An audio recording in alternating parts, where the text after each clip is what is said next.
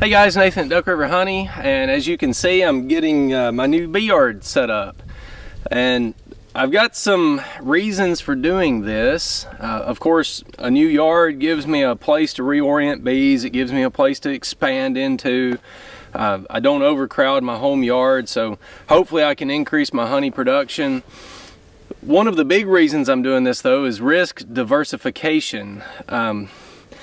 With all my bees in one yard, it worries me that if I have a pesticide event or a disease event or something along those lines, all my eggs are in one basket, all my bees are in one yard, and I could get wiped out, in a pretty severe case. And I know that some things like that have happened.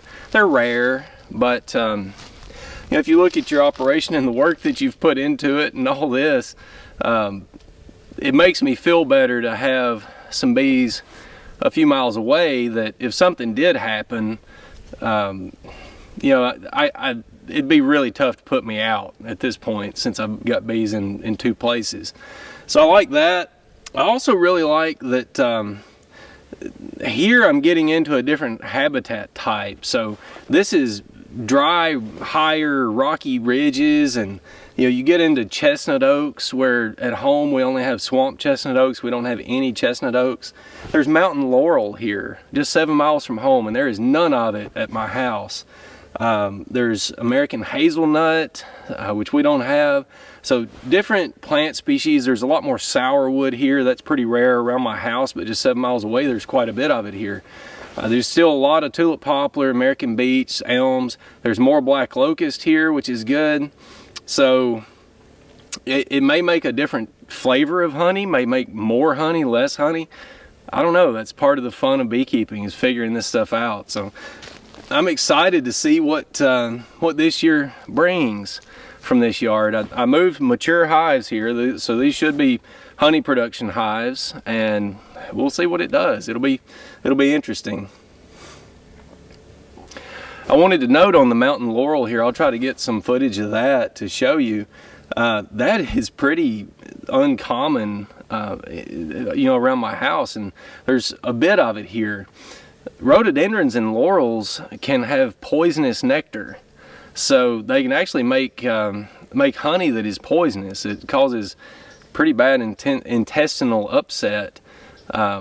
That has been a problem in some areas of North Carolina up in the mountains. I read in John Lovell's book, Honey Plants of North America, that it's actually put some beekeepers out of business over the years because they got so much of that. Some beekeepers a long time ago dumped their honey into the streams because it was poisonous. It ended up killing fish. So you got to watch for that kind of stuff. But here bees don't really forage on it that much. There's so many other things for them to go after. So I'm not worried about that. What excites me about that is where you get stuff like that, you also get sourwood and maybe some different plant species. So it'll be really interesting to get this figured out.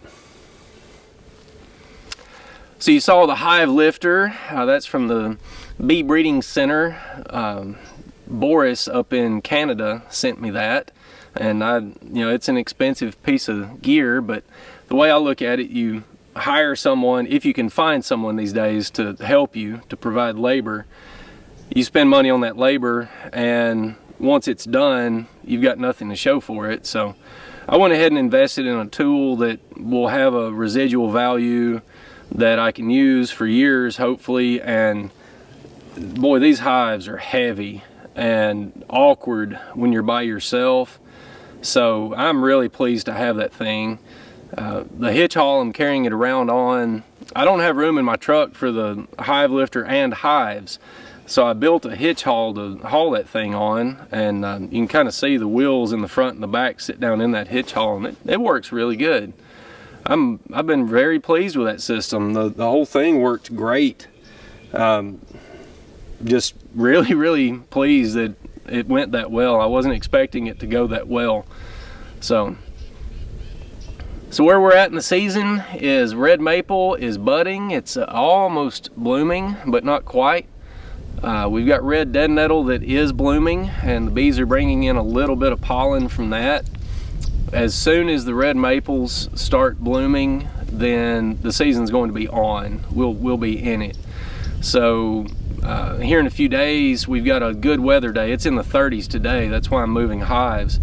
And in a few days we've got a good weather day. It'll be 62, 65, something like that. And then a couple of weeks of rainy, cooler weather after that.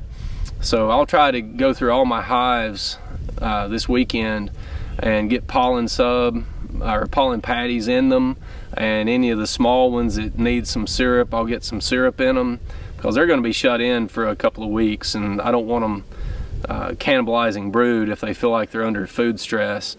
So it's going to be fun. I've been through my hives once. These have all got some pollen patty in them, and these hives all look really, really strong. They're going to be swarming if I'm not on top of them. They're super strong. So it's a fun time of year, man. I love it. I love it. I just really miss working bees. So guys, I appreciate you watching. I'll see you on the next one.